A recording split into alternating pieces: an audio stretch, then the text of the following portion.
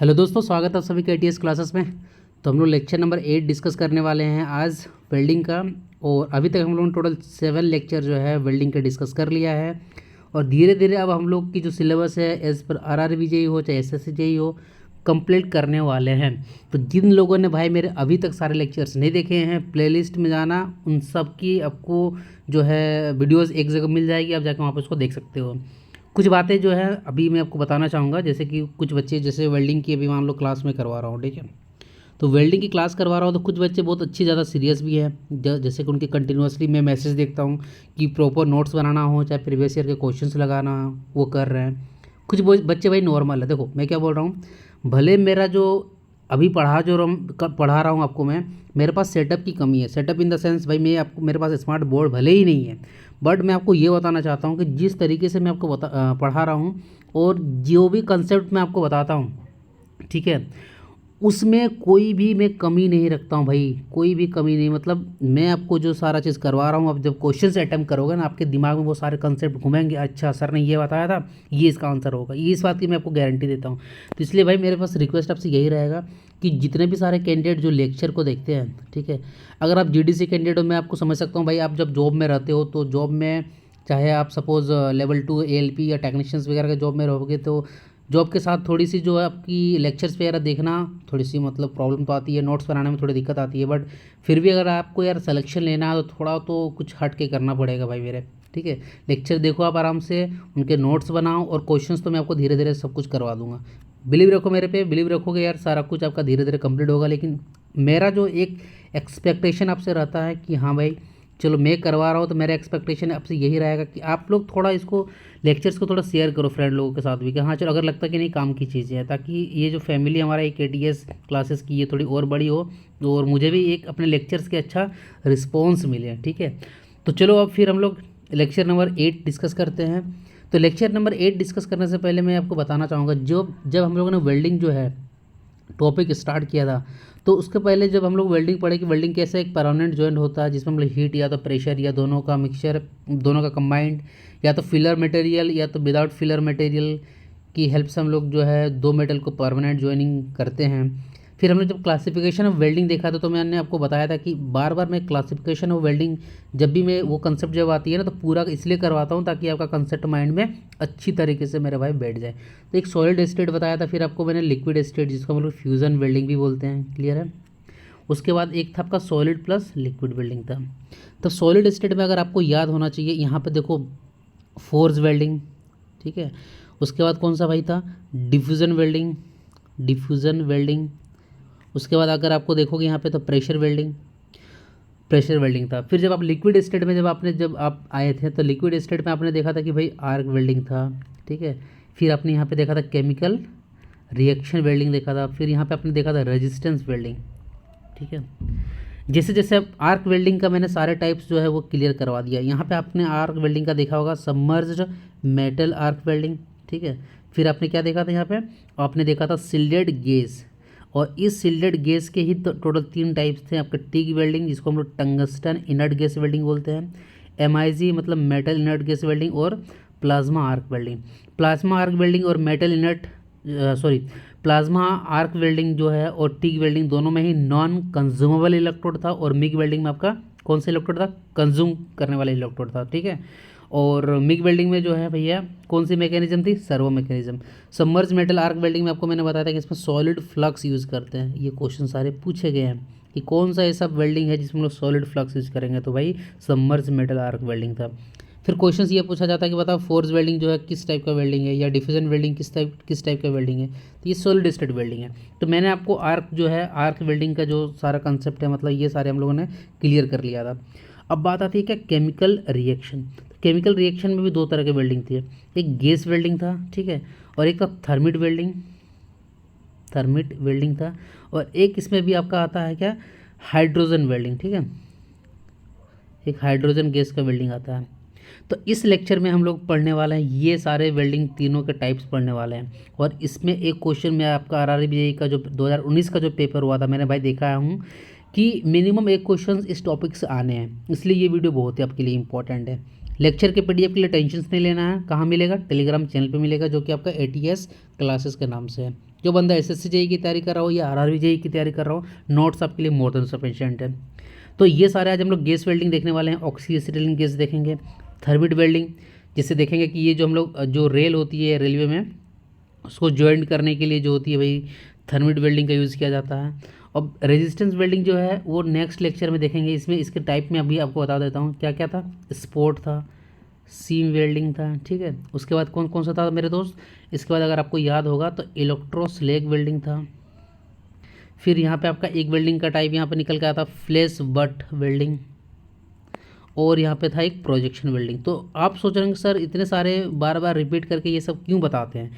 मैं इसलिए ये सारे रिपीट करके बताता हूँ क्योंकि ये सारे जो क्लासिफिकेशन जो होते हैं वेल्डिंग के पूछ लिया जाता है। क्लियर है। और सॉलिड प्लस लिक्विड में क्या था, ब्राजिंग था और सोल्डरिंग था। तो आज चलो हम लोग देखने वाले हैं केमिकल रिएक्शन का जो आपका वेल्डिंग है वो देखने वाले हैं, जिसमें से फर्स्ट है क्या, गैस वेल्डिंग। कौन कौन सा गैस रहता है, ऑक्सीजन और एसिटिलीन गैस रहेगा। पहले इसका पूरा सेटअप समझो, उसके बाद हम लोग देखेंगे कि ये काम कैसे करता है। ये क्या, बेस मटेरियल है। बेस मटेरियल मतलब जहाँ पे हमको वेल्डिंग का प्रोसेस, जिस मटेरियल को जोड़ना रहता है दो मटेरियल को, ठीक है। दो सिलेंडर रहेंगे, C2H2 क्या होता है, एसिटिलीन गैस है, और यहाँ पे आपका ऑक्सीजन गैस है आपका। C2H2 जो गैस सिलेंडर रहेगा उसकी जो कलर रहेगी, कैसा कलर रहेगा, मैरून कलर का रहेगा। और ऑक्सीजन जो सिलेंडर है उसकी जो कलर रहेगी वो कैसा रहेगा, ब्लैक कलर का रहेगा। इस एसिटिलीन गैस का जो सिलेंडर के अंदर में प्रेशर रहेगा वो कितना रहेगा, 1.5 मेगा पास्कल का रहेगा। और ऑक्सीजन गैस का कितना रहेगा, 15 मेगा पास्कल का रहेगा। मान लो कि एसिटिलीन गैस में बोला जाए कि दो सिलेंडर है और दोनों में ही कलर नहीं दिया हुआ। कलर अगर ब्लैक कलर रहेगा तो ऑक्सीजन रहेगा, ठीक है। और अगर वो मैरून कलर का रहेगा तो वो एसिटिलीन होगा। लेकिन अगर कलर नहीं दिया हुआ तो कैसे पहचान होगा कि दोनों में से कौन सा जो सिलेंडर बड़ा है, मतलब कौन सा किसका सिलेंडर है। तो हमेशा याद रखना, ये जो बड़ा वाला साइज़ दिख रहा है ना वो ऑक्सीजन का रहता है, ये छोटा वाला साइज़ दिख रहा है ना वो एसिटिलीन का रहता है। मान लो अगर कलर कोड नहीं दिया हुआ है और पूछ लिया ऑक्सी एसिटिलीन वेल्डिंग में, तो जो छोटा वाला साइज़ का सिलेंडर रहता है उसमें एसिटिलीन गैस भरा हुआ रहता है। क्लियर है। अब यहाँ पे देखो ये क्या है, होस पाइप है, होस पाइप है। और यहाँ पे ये जो लगा हुआ है ना ये नोजल सब, ये सब सारे जो देखना यहाँ पे प्रेशर गेज लगे हुए रहते हैं। मतलब O2 का प्रेशर गेज जो सिलेंडर है उसका प्रेशर बताता है, एसिटिलीन गैस है उसका भी प्रेशर। मतलब आप जो है इन नोजल के हेल्प से जो प्रेशर है इन सिलेंडर का, जो यहाँ से एसिटिलीन गैस बाहर निकलेगा, ऑक्सीजन गैस बाहर निकलेगा, उस प्रेशर को जो है ना इन रेगुलेटर वॉल्व की हेल्प से आप क्या कर सकते हो, कंट्रोल कर सकते हो, ठीक है। फिर ये देखो ये क्या है, वेल्डिंग टॉर्च मेरे भाई, वेल्डिंग टॉर्च, ठीक है। और यहाँ पे दिख रहा होगा आपको आर्क प्रोड्यूस हुआ है। और ये अगर फिलर मटेरियल अगर थिकनेस ग्रेटर देन 5 mm का अगर रहता है तो ये वेल्डिंग टॉर्च है। और यहाँ पर भी देखो, यहाँ पर भी नोजल्स लगे हुए हैं कंट्रोल करने के लिए, और C2H2 और O2 को। अब बात आती है कि भाई रिएक्शन कैसे होता है। देखो ये जो होता है ना वेल्डिंग टॉर्च तो होता ही है, यहाँ पे नोजल होती है, इस तरीके से नोजल रहता है। नोजल आपको पता है कि इसका जो क्रॉस सेक्शन एरिया आगे की ओर जो नोजल का रहता है वो क्या होता है, डिक्रीज करता है। क्लियर है। तो इतना तो सेटअप समझ में आ गया कि भाई गैसेस के सिलेंडर्स होंगे, वेल्डिंग टॉर्च होगा, नोजल होगा, ठीक है, और रेगुलेटर होंगे जो प्रेशर जो सप्लाई होती है उसको यहाँ पे कंट्रोल करता है। तो अब यहाँ पर देखो केमिकल रिएक्शन कैसे होता है। मान लो एसिटिलीन है, वेरी इंपॉर्टेंट क्वेश्चंस कैसे कैसे पूछे जाते हैं मैं सारा चीज़ बताऊंगा। अब क्या होता है कि एसिटिलीन गैस, मान लो एसिटिलीन सिलेंडर से निकला, ठीक है, और O2 गैस कहाँ से निकला, फ्रॉम सिलेंडर से निकलेगा। और ये दोनों जाके भैया कहाँ पे मिल गए, ये आपका जो वेल्डिंग टॉर्च है ना इस पर जाके चले गए, अभी आपने देखा था। तो ये जब उस पर जाते हैं तो भाई एक केमिकल रिएक्शन करेगा, कार्बन मोनोऑक्साइड 2 मोल हाइड्रोजन और कुछ हीट प्रोड्यूस किया। और हम तो चाहते ही भाई हीट प्रोड्यूस हो, ताकि उस हीट प्रोड्यूस से हम लोग क्या कर सकते हैं, अगर थिकनेस लेस देन 5 mm हो तो इस बेस मटेरियल को यहाँ पे मेल्ट करके ज्वाइनिंग कर सकते हैं। और अगर हमारा थिकनेस ग्रेटर देन 5 mm रहेगा तो अलग से फिलर मटेरियल देंगे, और यहाँ पे जो हीट प्रोड्यूस हम लोग किए हैं ऑक्सी एसिटिलीन गैस को मिला के, उससे हम लोग इस परमानेंट जॉइंट का फॉर्मेशन कर सकते हैं। Very simple. लेकिन क्या होता है इसमें दो स्टेप में रिएक्शंस होते हैं, ठीक है। Oxy acetylene gas welding primary होता है और सेकेंडरी होता है। अब देखो यहाँ पे क्या हो सकता है भाई कि अब कार्बन मोनोऑक्साइड है और हाइड्रोजन गैस है, ठीक है। अब ये क्या करता है कि 3/2 O2, मतलब जैसे ही मान लो यहाँ पे हीट प्रोड्यूस होता है तो उसके बाद क्या होगा कि ये जो दोनों गैस होते हैं फ्रॉम एटमॉस्फेयर से 1.5 मोल ऑफ O2 को लेते हैं और एक रिएक्शन कर देते हैं जिसमें कार्बन डाइऑक्साइड, क्योंकि कार्बन मोनोऑक्साइड आपको भी पता है कि भाई एटमॉस्फेयर के लिए मतलब जो हमारे जो भी वेल्डिंग कर रहा होगा, कोई वेल्डर करेगा ना यार, वेल्डर अगर मान लो कोई अगर होगा वेल्डर का टेक्नीशियंस होगा, तो कार्बन मोनोऑक्साइड तो उसके लिए हार्मफुल होगा ना, सफोकेशन प्रोड्यूस कर देगा उसके लिए। तो ये क्या क्या होता है, ऑटोमेटिकली रिएक्शन क्या होता है, फिर कार्बन मोनोऑक्साइड और हाइड्रोजन गैस जो है 1.5 मोल O2 लेते हैं, कहाँ से, एटमॉस्फेयर से। और फिर जब रिएक्शन होती है तो हमारा जो निकलता है output 2 mole of carbon dioxide और H2, और फिर डेल्टा H2 हीट प्रोड्यूस होता है। और डेल्टा H2 जो हीट प्रोड्यूस हुआ डेल्टा H1 से ज़्यादा होता है। क्वेश्चन देखो क्या पूछा जाएगा कि यहाँ पर ऑक्सी एसिटिलीन जो गैस है, ऑक्सी एसिटिलीन का जो वेल्डिंग का प्रोसेस होता है, उसमें जो यहाँ पे हीट जो प्रोड्यूस होती है वो कितने स्टेप में होती है ना, 2 स्टेप में होती है भैया, प्राइमरी रिएक्शन और सेकेंडरी रिएक्शन में। क्वेश्चन से ये पूछा जाएगा कि मान लो कि अगर हमको 1 मोल C2H2 का आगे में क्या कुछ नहीं है, तो ये एसिटिलीन गैस के आगे कितना 1 मोल अगर एसिटिलीन गैस है, तो उसको पूरी तरीके से अगर हमको जलाना है तो उसके लिए देखो यहाँ पे 3/2 1.5 O2 और यहाँ पे 1, तो टोटल कितना 2.5 O2 जो है आपको रिक्वायरमेंट होगी 1 मोल C2H2 को कम्प्लीटली रिएक्शन कंप्लीट करवाने के लिए। ठीक है, अब आपको मैं ये बताना चाहूँगा कि जैसे ही अपने 2.5 O2 जो यहाँ पे ऑक्सीजन के मॉलिक्यूल्स हैं, तो आपको नहीं लग रहा कि 1 मोल कहाँ से लिया अपने सिलेंडर से। तो यही क्वेश्चन पूछा जाता है कि ऑक्सी एसिटिलीन गैस जो होती है उसमें जो वेल्डिंग करते हो तो उसमें कितने मोल ऑक्सीजन की रिक्वायरमेंट होती है, 2.5। पूछ देगा कि बताओ सिलेंडर से कितने मोल लेता है ना, 1 मोल, और 1.5 मोल कहाँ से लेता है ना, 1.5 मोल लेता है वो एटमॉस्फेयर से। क्लियर है मेरा भाई, चलो। और उसके बाद गैस फ्लेम्स, मतलब कि जो यहाँ पे हीट प्रोड्यूस होता है ना, ये जो वेल्डिंग टॉर्च होता है, वेल्डिंग टॉर्च में मैंने आपको बताया था क्या लगा होता है, नोजल लगा होता है। यहाँ पे ये जो फ्लेम प्रोड्यूस होता है वो 3 तरह का होता है, एक होता है न्यूट्रल फ्लेम, एक होता है ऑक्सीडाइजिंग फ्लेम, और एक होता है कार्बोराइजिंग। अभी हम लोग आगे देखेंगे कार्बोराइजिंग फ्लेम। अब ये फ्लेम का क्या चक्कर है भाई, इससे तो आरआरबी जी भर भर के क्वेश्चंस पूछता है। देखो क्या होता है कि जब प्राइमरी रिएक्शन जब होता है ना, जब अगर प्राइमरी रिएक्शन होता है, फर्स्ट रिएक्शन जिसको हम लोग बोलते हैं, उसमें खाली ये छोटा सा आपको दिख रहा है, ये खाली इनर कोर प्रोड्यूस होता है। अभी एसिटिलीन गैस जो है वो पूरी अच्छी तरीके से तो जला नहीं है, क्योंकि हमें पता है कि 1 मोल एसिटिलीन को कंप्लीट जलाने के लिए 2.5 मोल ऑफ O2 चाहिए, और इसके लिए कितने स्टेज में रिएक्शन होते हैं ना, टोटल 2 स्टेज में रिएक्शन होंगे। कंप्लीट है। तो स्टार्टिंग में जो है ड्यू टू फर्स्ट रिएक्शन के कारण इनर कोर जो है जनरेट होता है, और ये इनर कोर की टेम्परेचर कितनी होती है 3200 डिग्री सेल्सियस। लेकिन जब सेकेंडरी रिएक्शन हो जाता है तो उसमें जो आउटर फ्लेम देखना, ये बहुत ज़्यादा ये इस तरीके से जो निकलता है, आपको अगर आपने कहीं देखा होगा वेल्डिंग जहाँ पे होती है, जहाँ पे गैस के साथ अगर होती होगी तो वहाँ पे आउटर फ्लेम आपको दिख जाएगा। तो वो जो आउटर फ्लेम रहता है वो 1275 डिग्री सेल्सियस और वो ब्लू कलर का रहता है, मतलब इनर कोर की टेम्परेचर ज़्यादा रहती है और आउटर फ्लेम की टेम्परेचर क्या रहेगी, वो कम रहेगी। वॉल्यूम रेशियो की अगर बात करोगे O2 और C2H2 की का, तो दोनों ही जो है 1:1 सप्लाई होता है। मतलब भैया न्यूट्रल फ्लेम नाम से ही समझ में आ रहा है कि कौन कैसा फ्लेम है, न्यूट्रल फ्लेम है। तो चाहे आपको O2 गैस रहे चाहे एसिटिलीन गैस है, दोनों की सप्लाई क्या रहेगी 1:1 रहेगी। तो जनरली जो होती है ना यूज़ जो हम लोग करते हैं वो न्यूट्रल फ्लेम का ही यूज़ करते हैं। मान लो कहीं पे gas welding, oxy acetylene gas welding का मान लो यूज़ कर रहे हैं हम लोग, ठीक है, जो वेल्डिंग करने के लिए, लेकिन कहीं पे मेंशन नहीं किया हुआ है कि फ्लेम जो है किस टाइप का फ्लेम है, न्यूट्रल फ्लेम है कि ऑक्सीडाइजिंग फ्लेम है कि कार्बोराइजिंग फ्लेम है। तो अगर कहीं पे मेंशन नहीं करता है तो कंसिडर कर लेना है कि जो मेरा वेल्डिंग में जो मेरा फ्लेम निकल के आने वाला ऑक्सी एसिटिलीन का वो न्यूट्रल फ्लेम ही होता है। तो ये क्वेश्चन एसएससी से यही पूछा है कि जनरली या नॉर्मली हम लोग कौन सा फ्लेम का यूज़ करते हैं, तो क्या बोलोगे न्यूट्रल फ्लेम। और टेम्परेचर 3200, अभी हम लोग देखेंगे जो इनर कोर है ना, इन तीनों ही फ्लेम में जो है इनर कोर होते हैं, और सबसे ज़्यादा जो इनर कोर का टेम्परेचर होता है वो होता है न्यूट्रल फ्लेम में। और ये टेम्परेचर भैया पूछ भी लेते हैं कि कितना होता है ना, 3200 डिग्री सेल्सियस होते हैं। क्लियर है, चलो वेरी गुड। अब दूसरा फ्लेम का नाम क्या, ऑक्सीडाइजिंग फ्लेम।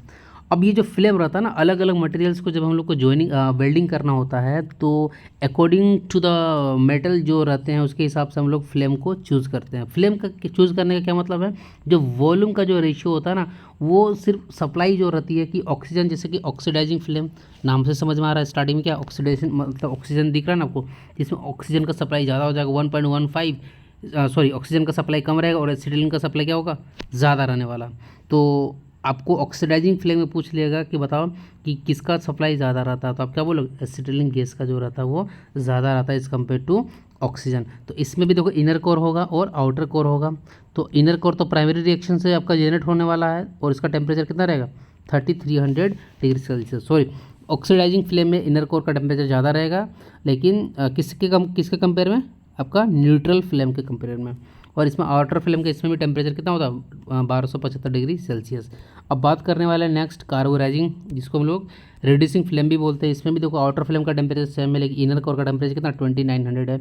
और इसमें O2 टू C2H2 का अगर रेशियो देखने वाले हो तो इसमें भी देख सकते हैं कि 0.85 से लेकर 0.95 होता है। मतलब फर्स्ट जो है न्यूट्रल फ्लेम देखा हम लोगों ने, तो न्यूट्रल फ्लेम में जब हम लोग देखा वॉल्यूम रेशियो जो O2 और C2H2 का था, तो न्यूट्रल फ्लेम में कितना था 1:1, और 1.15:1.5 ये किस में था आपका ऑक्सीडाइजिंग फ्लेम में, और 0.85 से लेके 0.95 जो था ये आपका हो गया कार्बोराइजिंग फ्लेम। मतलब इसमें जो है हमेशा हम लोगों को ये देखने को मिला कि आपका जो ये एसिटिलीन गैस है ना भैया, एसिटिलीन गैस का जो है सप्लाई हमेशा क्या होता है, ज़्यादा रहता है। अब लेंथ ऑफ फ्लेम की बात करें तो सबसे ज़्यादा जो लेंथ रहती है वो ऑक्सीडाइजिंग फ्लेम की रहती है, उसके बाद कार्बोराइजिंग की रहती है, वो सबसे कम रहती है न्यूट्रल फ्लेम की लेंथ। लेकिन पूछेगा बताओ कि सबसे ज़्यादा टेम्परेचर इनर कोर का किसका होता है, तो अभी हम लोग देखा 3300 डिग्री सेल्सियस था भैया किसका, ऑक्सीडाइजिंग के केस में।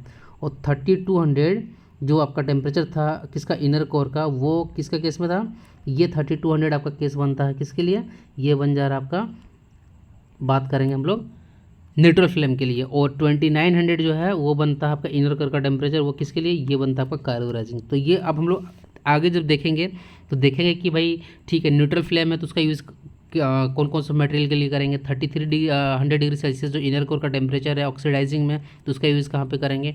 तो मेनली आपको ये जो वॉल्यूम का जो रेशियो रहता है ये पूछ लिया जाता है, और इस इनर कोर का जो टेम्परेचर रहता है ना वो पूछ लिया जाता है।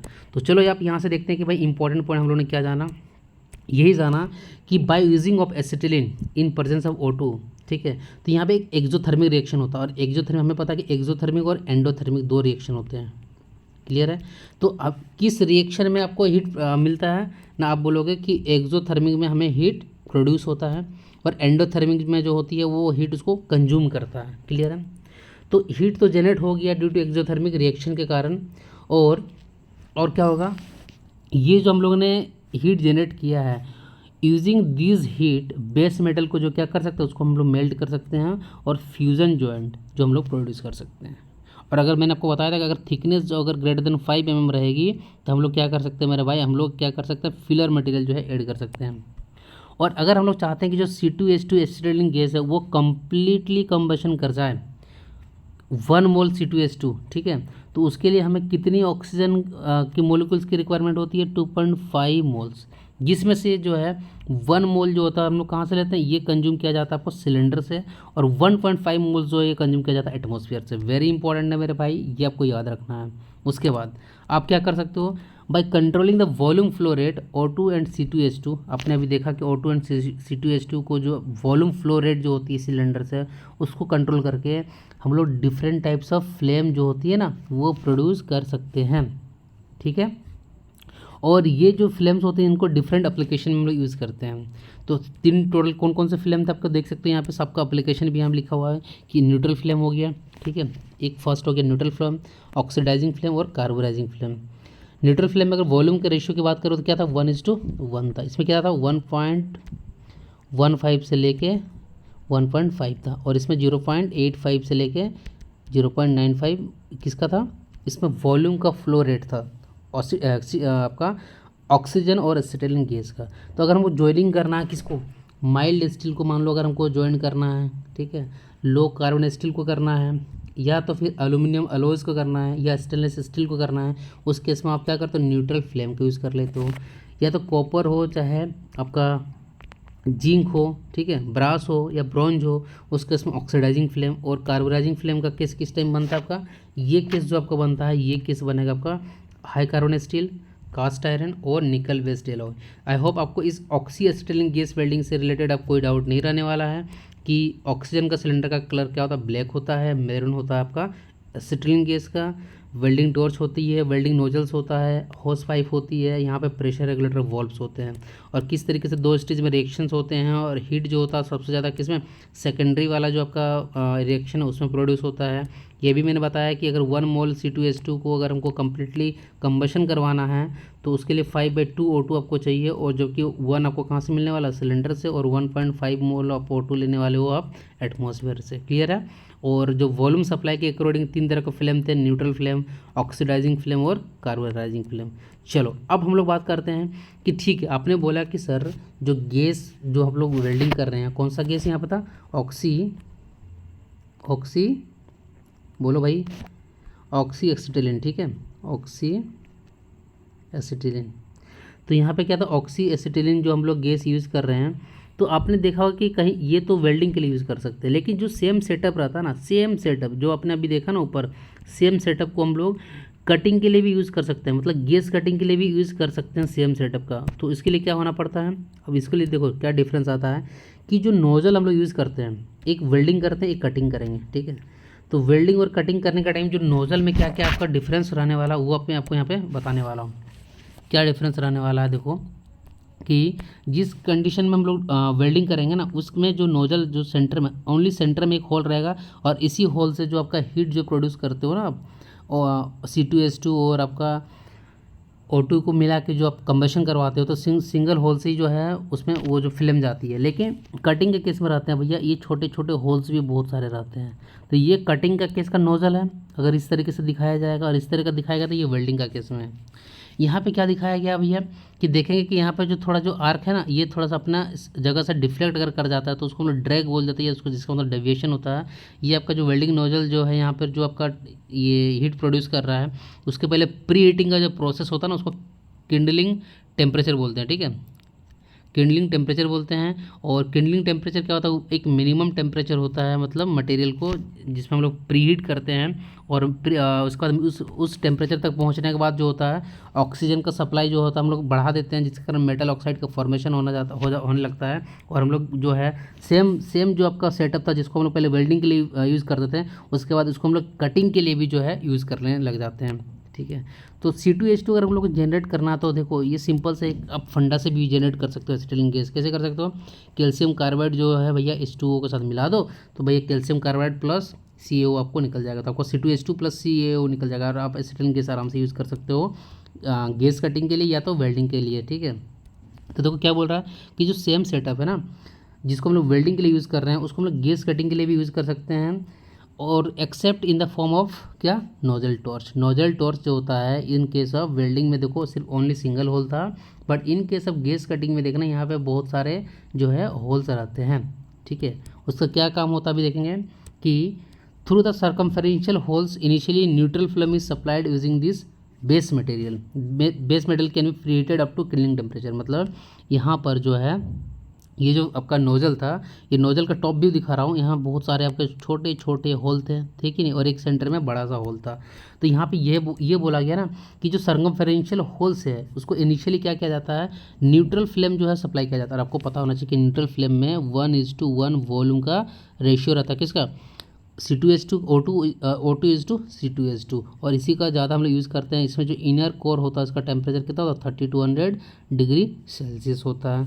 ठीक है, तो न्यूट्रल फ्लेम तो हम लोग सप्लाई कर दिए हैं, और बेस मटेरियल को हम लोग प्री हीट कब तक करते हैं, जब तक उसको किंडलिंग जो KINDLING किंडलिंग टेम्परेचर नहीं पहुंच जाए। वो क्या होता है, एक ऐसा मिनिमम टेम्परेचर होता है at which material is ready to get oxidized. ठीक है, उसके बाद जैसे वो प्री हीटिंग करके हम लोग उसको किंडलिंग टेम्परेचर में पहुंचा दिए, और जो बेस मटेरियल है वो ऑक्सीडेशन फॉर्मेशन के लिए रेडी हो जाता है। तो after reaching this temperature by releasing high pressure O2 get more metal is getting oxide के फॉर्म में बहुत सारे मेटल जो होते हैं भाई फॉर्मेशन उनका होने लगता है, और रिमेनिंग मेटल जो होता है वो ब्लोन आउट हो जाता है in the form of droplets, जहाँ पे हम लोग ये जो प्रोड्यूस किया हम लोगों ने ये फ्लेम न्यूट्रल फ्लेम वगैरह करके, पहले तो न्यूट्रल फ्लेम वगैरह जो आपके सर्कमफेरेंशियल होल्स था उसमें सप्लाई किए, तो उसको प्रीहीट करके हम लोग, प्रीहीट का मतलब वो एक मिनिमम टेम्परेचर होता है जिसको हम लोग किंडलिंग टेम्परेचर बोलते हैं, जहाँ से मेटल का ऑक्साइड का फॉर्मेशन यहाँ पे स्टार्ट हो जाता है। उसके बाद जो धीरे धीरे ये सारे मेटल्स होता भी है यहाँ पे ड्रॉपलेट्स के फॉर्म में भी गिरने लगते हैं, और आप यहाँ पे क्या कर सकते हो, सेम सेटअप जिसको आप वेल्डिंग के लिए यूज़ कर रहे थे, तो मोर ऑक्सीजन जो है सप्लाई करके, हाई प्रेशर O2 सप्लाई करके आप क्या कर सकते हो, उसको कटिंग के लिए भी यूज़ कर रहे हो यहाँ पे, ठीक है। तो वही यहाँ पे बताया गया कि जो हमको पता है कि जो एल्यूमिनियम के एलॉय होते हैं उसको कटिंग के लिए यहाँ पे इसलिए यूज़ नहीं किया जाता है क्योंकि हमें पता है कि जो ऑक्साइड फॉर्मेशन होता है एल्यूमिनियम एलॉयज़ के, उनका टेम्परेचर बहुत ज़्यादा रहता है। क्लियर है। अब देखो यहाँ पे जो वेल्डिंग टॉर्च था आपको, उसको देखो यूज़ करने के दो तरीके हैं, और दोनों के अपने फ़ायदे हैं, और इससे भी मेरे दोस्त बहुत सारे क्वेश्चंस पूछे गए हैं प्रीवियस में, चाहे SSC हो चाहे RRB JEE के क्वेश्चन पेपर। देखो ये एक बेस मटेरियल है, मैं क्या कर सकता हूँ, एक वेल्डिंग टॉर्च जो मेरा यहाँ पर है, जहाँ पे आपको पता है इनर कोर होता है और यहाँ पे एक आपका फ्लेम होता है, ठीक है। तो इसको भाई स्टार्टिंग से लेके इधर जा सकते हो, ठीक है। इस केस में इसको बोलते हैं क्या, फोर हैंड, क्या बोलेंगे भाई, फोर हैंड बोलेंगे। क्लियर है।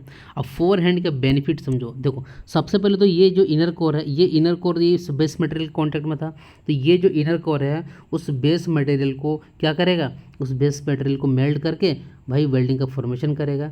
जैसे यहाँ पे जो बेस मटेरियल यहाँ पे क्या कर रहा है भाई, बेस मटेरियल को जो आपका इनर कोर है वो बेस मटेरियल को यहाँ पे मेल्ट कर रहा है, उसी टाइम आप सेम टाइम पे देख रहे हो ये जो आपका आउटर फ्लेम है यहाँ पर वेल्डिंग का फॉर्मेशन हो रहा है, लेकिन इसके आगे आप देख सकते हो कि इसके आगे वाला जो जगह था ना, वहाँ पर ये जो आउटर फ्लेम है वो प्री हीट कर रहा है बेस मेटल को। मतलब प्री हीट कर रहा है मतलब क्या हो गया, प्री हीट कर रहा है मतलब कि मटेरियल को, मतलब इसके बाद जब ये धीरे धीरे हम लोग टॉर्च को आगे बढ़ाएंगे तब जो आगे वाला जहाँ पे प्री हीटिंग हो चुका रहा होगा तो उसको भाई इनर कोर के हेल्प से मेल्ट करने में जो हमें क्या रहना लगेगा, बहुत ही कम टाइम लगेगा। तो देखो उससे फ़ायदा क्या हुआ कि प्री हीटिंग से फ़ायदा क्या हो जाएगा कि आपका जो यहाँ पे जो पहले से जहाँ पे वेल्डिंग की हो आप, और उसके आगे वाले में जैसी जगह पे जाते हो वहाँ पे प्री हीटिंग जब हो चुका होता है तो वेल्डिंग का जो टेम्परेचर का डिफरेंस क्या रहेगा, बहुत ही कम रहेगा, ठीक है। तो वेल्डिंग का टेम्परेचर डिफरेंस कम रहने से जो हीट ट्रांसफ़र जो रहेगा ना वो स्लोली होगा, ठीक है। यहाँ पे क्योंकि यहाँ पे वेल्डिंग हो चुका है और यहाँ पे प्री हीटिंग हो चुका है तो दोनों का टेम्परेचर डिफरेंस क्या रहेगा, बहुत कम रहेगा, तो जो हीट का ट्रांसफ़र रहेगा वो स्लोली होगा, तो यहाँ पे जो है कोर्स ग्रेन जो है वो फॉर्मेशन होती है, ठीक है। ये प्री हीटिंग का केस पूछा जाएगा कि किस वेल्डिंग टेक्निक में ऑक्सी एसिटिलीन गैस वेल्डिंग में मतलब जो है वो प्री हीटिंग होता है बेस मटेरियल का, तो उसको बोलेगा क्या, फोर हैंड बोलोगे, क्या बोलोगे उसको, फोर हैंड। अब री हीटिंग का मतलब क्या होता है, अब देखो यहाँ से ये आपका वेल्डिंग मान लो है, ठीक है, ये इनर कोर हो गया और ये आउटर कोर हो गया। क्लियर है। अब हमें यहाँ पे क्या देखने को मिलता है भैया इस केस में कि इनर कोर जो है वो बेस मटेरियल को जो मेल्ट कर रहा होगा, उसी टाइम देख सकते हो ये जो आपका आउटर फ्लेम जो रहता है वो उसी के ऊपर में, मतलब ये भैया री हीटिंग चल रहा है। एक तो हमने कोर से मेल्ट कर भी किया है, उसके बाद यहाँ पर री हीटिंग का भी प्रोडक्ट, जैसे जैसे ये इधर इस टॉर्च को आप पीछे की ओर लेते जाओगे जिसको हम लोग बैकवर्ड टेक्निक बोलेंगे, तो यहाँ पे जैसे जैसे आप पीछे चले जाओगे तो जो आउटर फ्लेम है ना उस आउटर फ्लेम से क्या हो रहा है, री हीटिंग का भी जो है प्रोसेस जो है आपका यहाँ पे हो रहा है। तो पूछा गया कि बताओ री हीटिंग का प्रोसेस जो होता है वो किस वेल्डिंग टेक्निक से होती है, तो ये बैकवर्ड जो है वेल्डिंग टेक्निक से होती है। तो देखो इसमें बेनिफिट और फायदे कैसे समझ लो कि जो इनर कोर होता है इसमें आपने देखा कि जो melting the base metal and outer flame क्या करता है, प्री हीट करता है the base metal before welding. Due to this difference जो होती है temperature between weld and unweld portion जो होता है will be reduced, and due to slow rate of cooling coarse grain structure जो होती है will be produce in the weld bead such that जो है उसमें कैसा कोर्स ग्रेन स्ट्रक्चर जो है फॉर्म होगा, और क्या होगा भैया, तो course grain structure will produce in the weld bead such that crack formation can be minimised. और इसमें देखो इसमें क्या हो रहा है, इसमें री हीटिंग हो जा रहा है कि जो इनर कोर जो है ना भैया वो क्या कर रहा है, मेल्ट कर रहा है बेस मेटल को, और आउटर फ्लेम जो रहता है री हीट कर रहा है कि इसको ऑलरेडी वेल्डेड पोर्शन जो है ना उसको ये क्या करेगा, आपका जो आउटर फ्लेम उसको वो री हीट करेगा। तो इससे आपको ये समझ में नहीं आ रहा कि यहाँ पे एक एनीलिंग का प्रोसेस हो रहा है जिससे जो अगर इंटरनल अगर स्ट्रेस वगैरह मान लो अगर प्रोड्यूस हुआ होगा तो वो रिलीव्ड हो जाएंगे, मतलब वो हट जाएंगे। तो क्वेश्चन पूछ लिया जाएगा री हीटिंग जो होता है वो किस वेल्डिंग टेक्निक में होता है, तो बैक हैंड में होता है, और प्री हीटिंग जो होता है वो फोर हैंड में होता है। क्लियर है। चलो, और केस ऑफ कास्ट आयरन, तो कास्ट आयरन के केस में अगर पूछ लिया जाएगा कि बताओ कि कौन सा वेल्डिंग टेक्निक यूज़ करेंगे, तो सबसे पहले तो ये समझ में आना चाहिए भाई कि कास्ट आयरन की में क्या प्रॉब्लम आती है। तो due to fast rate of cooling free form of carbon will be converted into carbides and they will form hard and brittle structure While shrinkage, there is a possibility of internal stress can be developed and cracks can be formed and it can be easily welded by gas welding with pre heating. तो pre heating के कारण हम लोग इसलिए इसको weld करना चाहते हैं क्योंकि इसमें जैसे कि क्या होता है कि फास्ट रेट ऑफ कूलिंग के कारण जो है इसमें आपके कार्बाइड का जो फॉर्मेशन ले लेता है और उसके कारण क्या हो सकता है, क्रैक वगैरह का फॉर्मेशन हो सकता है और वो जो मटेरियल है वो बहुत हार्ड और ब्रिटल होता था। हम लोग नहीं चाहते कि इस तरह का हो, तो इसलिए वेल्डिंग टॉर्च जो होता है जब वो कोर मेटेरियल को यहाँ पे बेस मेटल को जब ये कोर जो रहता है वो जब उसको मेल्ट करेगा तो उसी टाइम हम लोग का जो आउटर फ्लेम रहेगा वो क्या करेगा, प्री हीट करेगा, जिससे जो है टेम्परेचर डिफरेंस जो रहता है बेस मेटल का और उसके जो मतलब जहाँ पे वेल्डिंग हो रही है और उसके जो आगे वाला पोर्शन है उसमें जो टेम्परेचर का डिफरेंस रहेगा वो कम रहेगा, तो जो उसका स्लो रेट है मतलब हीट ट्रांसफ़र का जो रेट है वो भी कम हो जाएगा। तो उसमें जो क्रैक वगैरह फॉर्मेशन की जो प्रॉब्लम्स आ रही थी ब्रिटल मटेरियल के कारण तो वो बहुत कम हो जाएगी। तो इसलिए क्वेश्चन पूछ लिया जाएगा कि कास्ट आयरन के केस में कौन सा वेल्डिंग टेक्निक यूज़ करते हैं। तो प्री हीटिंग किस में होती है ना, प्री हीटिंग होती है भैया फोर हैंड में, मैंने तो कोई यहाँ पे बताया था। प्री हीटिंग जो होती है ये होती है फोर हैंड में और बैक हैंड में होती है री हीटिंग। क्लियर है, चलो बहुत बढ़िया। अब देखो थर्मिट वेल्डिंग क्या होता है। थर्मिट वेल्डिंग सिंपली आप समझ लो कि थर्मिट वेल्डिंग भी एक क्रूसिबल होता है। क्रूसिबल में क्या होता है कि आपके फेरस और मतलब जो एल्यूमिनियम्स होते हैं ना Fe3O4 और एल्यूमिनियम का जो होता है बाय मास 3:1 के फॉर्म में यहाँ पे मिलाया ये उसको डाला जाता है और उसमें 1200 डिग्री सेल्सियस के आसपास में हीट को प्रोड्यूस किया जाता है और जो दो मटेरियल को जॉइन करना है उसको यहाँ पर रख के आराम से उसको यहाँ पे गैप में फिल कर दिया जाता है। तो इसमें सबसे फेमस क्वेश्चन ये पूछा जाता है कि बताओ थर्मिट वेल्डिंग में मतलब किसका किसका हम लोग कौन कौन से एलिमेंट होते हैं ना, Fe3O4 और एल्यूमिनियम होता है। ठीक है, अब इसका भी इन दोनों का भी होता है, मतलब ये टोटल तीन इस तरीके से मिक्सचर के यूज़ किया जाता है। लेकिन ये वाला क्वेश्चन ज़्यादा पूछा जाता है Fe3O4 और एल्यूमिनियम। और बाय मास में इसका रेशियो कितना होता है, 3:1 होता है। ये क्वेश्चन पूछा गया है। और सबसे बड़ी बात है कि जो रेल होता है ना, इंडियन रेलवे का जो रेल ट्रैक से बिछी रहती है उसमें जो क्रैक आ जाती है तो उसमें जो उसको जॉइन करने के लिए तो कौन सी वेल्डिंग टेक्निक यूज़ की जाती है ना, थर्मिट वेल्डिंग की। इसमें 3000 डिग्री सेल्सियस से भी ज़्यादा हम लोग टेम्परेचर को वहाँ पे प्रोड्यूस कर सकते हैं। तो यहाँ साफ साफ बताया गया है कि थर्मिट मेटल जो होता है कैन भी हीटेड इन कहाँ पे, क्रूसिबल। क्रूसिबल मतलब जहाँ पे आप लोग क्या करते हो, एल्यूमिनियम और Fe3O4 का मिक्सचर को मिलाते हो और हीट प्रोड्यूस करते हो कहाँ तक, अप टू 1200 डिग्री सेल्सियस। और at this temperature due to thermit reaction, thermit reaction कौन सा था भैया, ये देखो यहाँ पे थर्मिट रिएक्शन आपका दिया हुआ है कि 3 मोल्स ऑफ Fe3O4 के कारण यहाँ पे 3 मोल्स ऑफ एल्यूमिनियम जो है रिएक्शन करके क्या बनाते हैं ये देखो और हीट यहाँ पे प्रोड्यूस करते हैं। इसी हीट का हमें काम है यहाँ पे। तो उस क्रूसिबल में जैसे हीट प्रोड्यूस आपका हो गया, using this iron can be melted and it will be allowed between two work pieces by melting some amount of base material, liquid form metal can be allowed to solidify. यहाँ पे बोल रहा है कि जो यहाँ पे बेस मटेरियल जिसके बीच में हमको यहाँ पे ज्वाइनिंग करना है इसको भी थोड़ा सा मेल्ट करते हैं और इसमें जो मोल्टन मेटल जो यहाँ पे हमारा Fe3O4 और एल्यूमिनियम को 3:1 बाय मास में जो मिलाए हैं तो उसमें जो मोल्टन मेटल यहाँ पर है उसको यहाँ पर हम लोग गैप में फिल करके उसको आराम से हम सॉलिडिफाई कर सकते हैं। सबसे बड़ी बात इसका एप्लीकेशन देखो बहुत ही इंपॉर्टेंट है। इसका एप्लीकेशन कहाँ पे, रिपेयर वर्क्स ऑफ रेल और joining of high thickness plate and आपका ब्रोकन कास्टिंग। बात करते हैं एटॉमिक हाइड्रोजन वेल्डिंग। इसमें देखो हाइड्रोजन गैस है, इसमें देखो सप्लाई है, इसमें दो नॉन कंज्यूमेबल ये सारे टंगस्टन इलेक्ट्रोड रहते हैं। इसमें से हाइड्रोजन गैस और हाइड्रोजन गैस जो होता है ये डिसोसिएट होकर आपका हाइड्रोजन प्लस हाइड्रोजन में कन्वर्ट हो जाता है और इसमें हीट जो होता है रिलीज होता है। हीट जो इसमें मतलब कंज्यूम करना पड़ता है इसको कम हो जाती है जब वो हाइड्रोजन जब दो उसमें बढ़ जाते हैं, एटम्स में बढ़ते हैं। लेकिन क्या होता है हाइड्रोजन में अनस्टेबिलिटी होने के कारण ये फिर हाइड्रोजन जो मतलब बटे हुए रहते हैं, फिर इस पॉइंट पे जहाँ पे कोल्ड जो आपका बेस मटेरियल होता है जब क्या करती हैं इस जगह पे जब हाइड्रोजन प्लस हाइड्रोजन कंबाइंड होते हैं तो उस टाइम जो हीट का प्रोड्यूस होता है उसी हीट को प्रोड्यूस करके हम लोग क्या कर सकते हैं यहाँ पे वेल्डिंग कर सकते हैं। तो वेल्डिंग जैसे डाई स्टील टूल स्टील का केस हम लोग एटॉमिक हाइड्रोजन वेल्डिंग करते हैं। तो इसमें इंपॉर्टेंस पॉइंट क्या है कि जो आर्क जो हम लोग यहाँ पे जनरेट किए हैं वो दो नॉन कंज्यूमेबल टंगस्टन इलेक्ट्रोड है।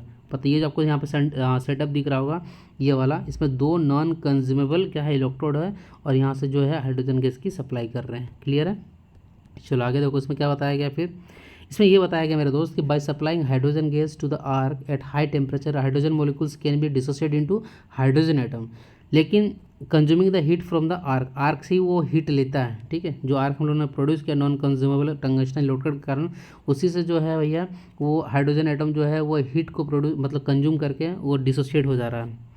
उसके बाद क्या होता है कि ड्यू टू अनस्टेबिलिटी जो रहती है आपका किसके कारण, जो आपकी हाइड्रोजन की, वो रिकम्बाइन होता है H2 मोलिकुल ड्यूरिंग, उसके कारण हीट जो होता है प्रोड्यूस होता है। और दिस हीट में bye melting the base metal जो होता है जॉइंट, हम लोग इस तरीके से फॉर्मेशन जो है कर सकते हैं। मतलब सबसे पहले तो इसने क्या किया, हाइड्रोजन एटम जो रहता है, हाइड्रोजन मोलिकुल जो होता है, हाइड्रोजन प्लस हाइड्रोजन के साथ डिसोसिएट होता है। और वो हीट कहाँ से लेता है, इसको डिसोसिएट होने के लिए वो आर्क से रहता है। आर्क कहाँ से प्रोड्यूस हुआ, जो दो आपके नॉन कंज्यूमेबल आपके टंगस्टन के इलेक्ट्रोड्स है। लेकिन हाइड्रोजन एटम्स अनस्टेबिलिटी होने के कारण फिर वो कंबाइन होकर हाइड्रोजन मोलिकुल्स में कन्वर्ट होता है। प्लस वो क्या करता है, delta H amount of heat जो रिलीज करता है, उसी हीट से हम लोग बेस मेटल को जो मेल्ट करके आराम से हम लोग वेल्डिंग का प्रोसेस कंप्लीट करते हैं।